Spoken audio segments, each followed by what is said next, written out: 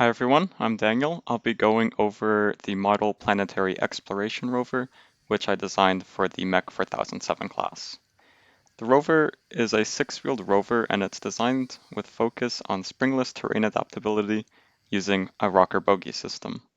It's based on three design criteria, which are to meet as many of the ExoMARS locomotive performance requirements with the materials at hand. Secondly, to detect simulated ice deposits for sample extraction, and thirdly, to operate semi-autonomously using a random pathfinding algorithm and obstacle detection system. The rover consists of an ultrasonic sensor, two driving motors, six wheels, a motorized drilling arm, a rover cab and control unit, and a color detection sensor.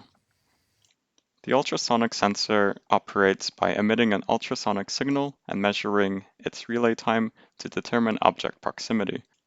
The color sensor is used to detect abnormalities in terrain color, which could indicate ice deposits. It works by illuminating a target using LEDs with red, green, and blue light and analyzing the color components of the reflected light. In this demonstration, the sensor is configured to look for blue-colored terrain, which is meant to represent ice deposits.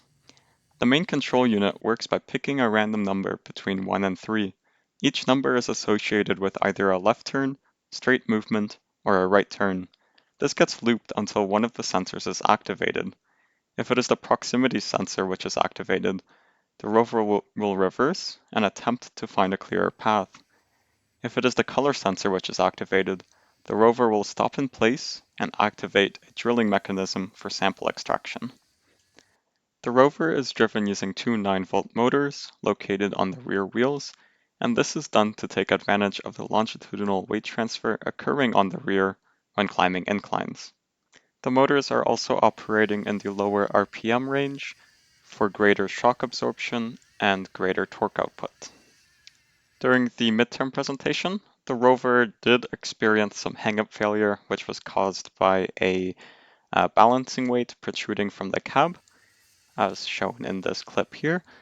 And since then, this balancing weight has been relocated in order to prevent any hang-up failure.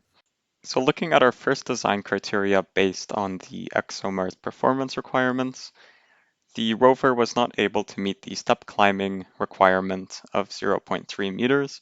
Instead, it was able to climb 0.015 meters, which is about 25% of wheel diameter.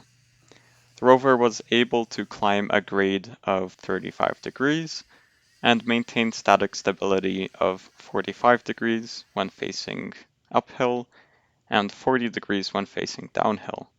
The rover was also able to meet the speed requirement of 125 meters per sol and was not able to meet the point turning capability as the rover uses skid steering instead of explicit steering. The second design criteria was to detect blue-colored terrain and activate a drilling mechanism for sample extraction. Now, the third design criteria was to be able to drive semi-autonomously while avoiding obstacles and searching for blue-colored terrain. I've sped up this clip just for the interest of time. In conclusion, the rover was able to meet most of the design criteria set for the build. Recommendations, details, and the design process are described further in the final report. Thanks for listening.